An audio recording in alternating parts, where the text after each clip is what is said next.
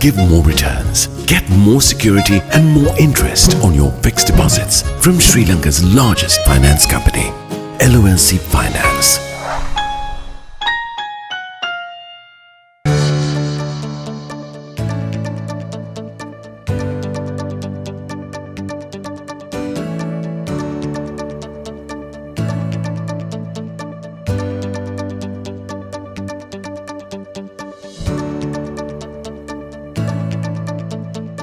The key to quality and efficiency. Be a jewel. Professionalism is the jewel in the corporate crown. Refresh Sri Lanka for a civic-minded society in association with 99X. LMD, the voice of business.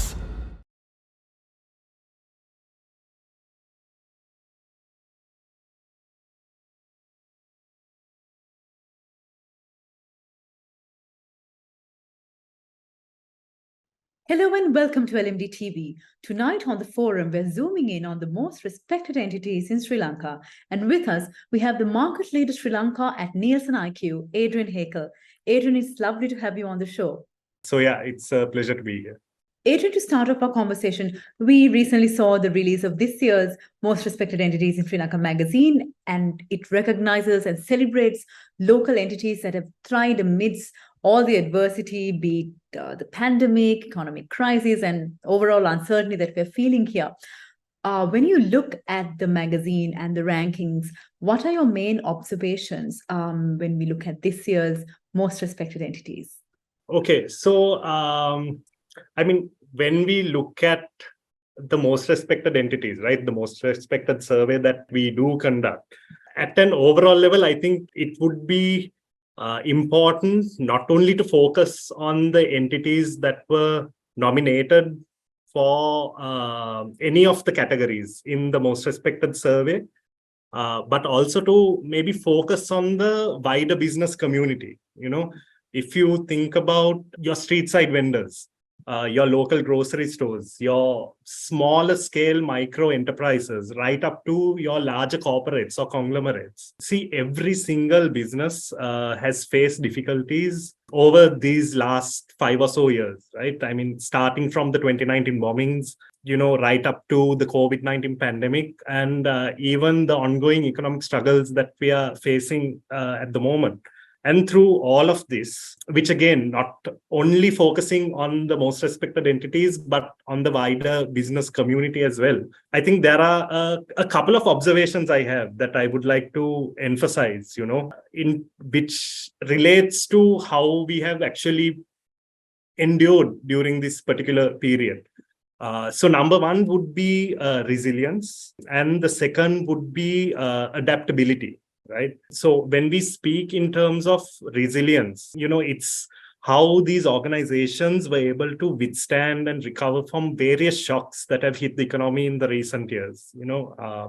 This is evident in the determination of the businesses to stay afloat, even in the face of many hardships. Many, and I would say almost all, businesses, especially during the initial stages of the COVID pandemic, they saw a significant disruption in logistics, in basically their supply chain. There was an immense reduction in footfall into outlets and stores. And we also witnessed a change in consumer behavior in terms of their consumption patterns, as well as their purchase patterns as well, right?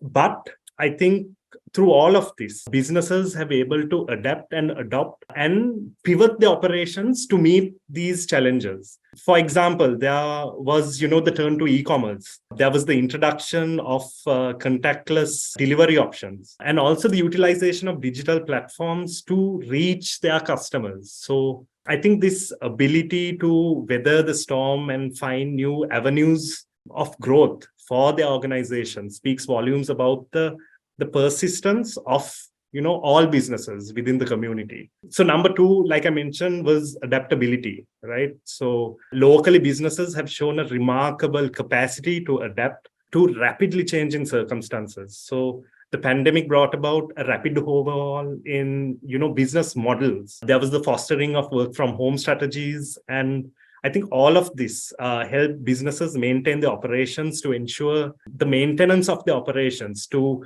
ensure their employees' safety, to achieve cost savings, and even to drive innovation during this period. So I think this flexible approach not only assisted businesses in surviving this crisis, but it laid the groundwork for more of an agile and adaptable work model that we even see today. This agility and willingness to welcome change are, I think, what sets these businesses apart. It's just not about surviving, but thriving by the ability to adopt different strategies and find creative solutions to unforeseen and unexpected challenges. And just to close on this particular question, I think it's also worth noting the sense of community that emerged during this particular period. Businesses, both large and small, came together to support not only their employees, but also their local communities in which they operate in, or in which they serve. And this sense of unity, I think, has been very heartening to witness. Do you think that last factor, sense of community, has contributed mostly to corporates gaining respect?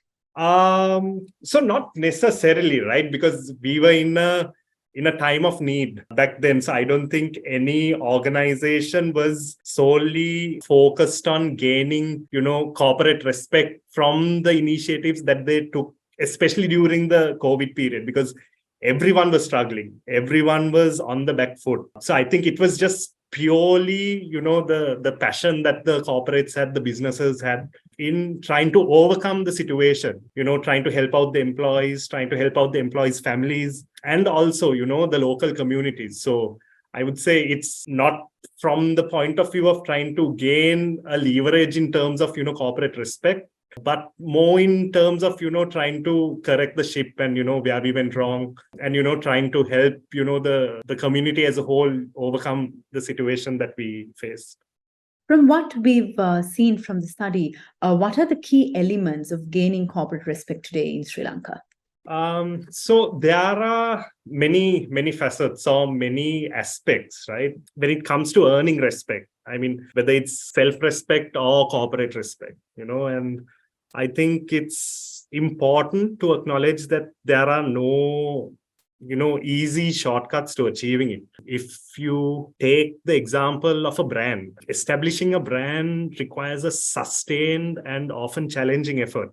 And the path to gaining genuine respect is an even lengthy and more difficult challenge, right? However, I'd like to highlight that respect for businesses stem from maybe two key avenues. So firstly, internal respect, which I believe is cornerstone to any organization. It emerges from the deep regard that their employees or their workforce holds for its organization. When employees perceive their organization as fair, supportive, and aligned with their values, a sense of loyalty and respect naturally flourishes within the organization. Fostering a positive work environment, valuing employee contributions, providing growth opportunities, and promoting open communication all contribute to nurturing this internal respect. The second aspect of it is, which is equally as important, is the respect you garner from your external stakeholders. See, this of course involves a broader network, right? So this includes your customers, your partners, investors, as well as the community at large. So here, I think adhering to ethical practices and good governance, consistently delivering quality products and services, community outreach programs, and fulfilling commitments all contribute to building the trust and garnering the respect from these external entities. And like I said, just as a brand is carefully crafted over time, respect towards an organization is earned through the dedication of the organization to both the well-being of its employees as well as the trust of all its stakeholders the business serves. It's time to take a short break, but we'll soon be back to talk more. Display your brand message on digital screens at prime locations. the largest digital advertising network in Sri Lanka. Emerging Media. You're mobile, and so are we. Gets me going. Grab the Light 87 app at the Apple App Store or Google Play now. 87.8 and 87.6 island-wide. Light 87.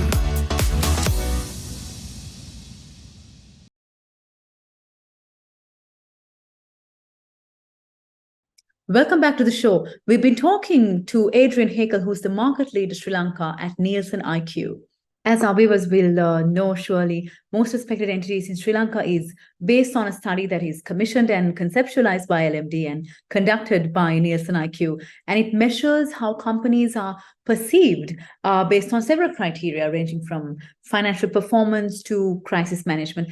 So, Adrian, which criteria did corporates find it most challenging to gain respect in? So I would say, looking at the survey results, the two criteria that corporates found challenging in this year's survey would be, in no particular order, honesty and vision, where we saw a higher percentage of respondents actually refusing to nominate any entity for either of these criteria, right?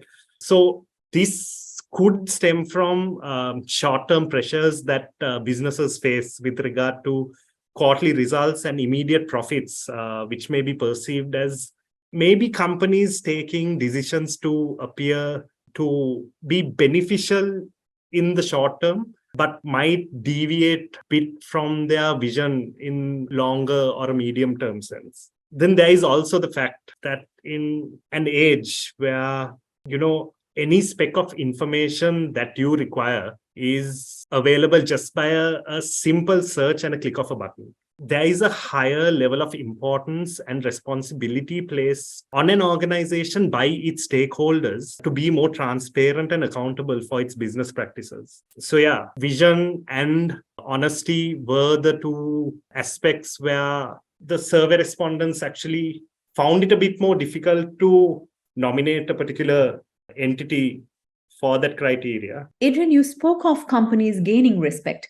Can I ask you how challenging it is to retain respect in today's business environment? And of course, what do you see are the strategies that companies are using or should use to retain the respect? So retaining respect today, where the business and socioeconomic climate is very dynamic. It's extremely dynamic. Can be exceptionally challenging due to the rapid pace of change that we see almost every day and the evolving expectations from all stakeholders as well. However, focusing on delivering exceptional value and superior customer experience is core, along with transparent decision making and commitment towards integrity towards all its stakeholders. Then fostering a culture of adaptability would also enable organizations to react quicker in a rapidly changing landscape, which would enable the organization to meet the evolving needs of the customer. And like I touched upon in my response to the previous question, prioritizing employee well-being is also important by implementing policies that promote work-life balance, mental health support, and even professional development. And I also think demonstrating genuine commitment to social and environmental issues, engaging in sustainable practices, supporting community initiatives, and addressing social challenges could also contribute to garnering a positive reputation for an organization. I think you've paved the way to my next question, Adrian. So as you know, LMD's campaign, Refresh Sri Lanka, was launched to create a mindset change, to pave the way for a more civic-minded society. Where does civic-mindedness sit in the corporate respect equation? So I believe civic-mindedness occupies an influential position towards corporate respect. See, it relates to a company's active engagement, responsibility, and positive contributions to the communities and societies in which that organization operates in. See, incorporating civic-mindedness into corporate practice goes beyond profit-driven motives and reflects a broader commitment towards social responsibility and ethical conduct. It involves a genuine concern for well-being of local communities. Companies that actively contribute to the community development, supporting local initiatives and addressing social needs earn respect by demonstrating a sense of responsibility beyond an organization's business interests. Then there is also the positive relationships with various stakeholders, including an organization's customers, employees, investors, and even the larger community. By enhancing a company's ethical reputation, engaging in socially responsible actions such as environmental sustainability and ethical business practices, I believe all of this contribute to a positive perception and garners respect from, the stakeholders that organization serves. And I also think it's important to understand the interconnectedness between a business's success and the health of the communities they operate in.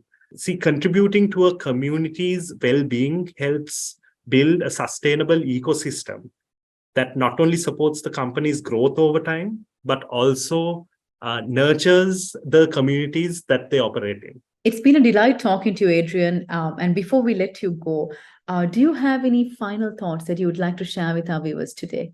So I think just to close off this discussion, so I just want to say that it has been an extremely heartening experience in how all of us, not only the business community, but all communities have persisted over these challenging past 5 years. But I believe we are a resilient nation. And although it may at times feel like it's an extreme crawl back to recovery, I personally am optimistic of what lies ahead. We've been talking with the market leader Sri Lanka at Nielsen IQ, Adrian Hakel. Adrian, it's been lovely having you on the show. No worries. It was a pleasure. And to all our viewers, thank you so much for joining us. Until next time, take care. Don't forget to subscribe to our YouTube channel and follow us on Facebook and Twitter. Thank you for watching and stay safe.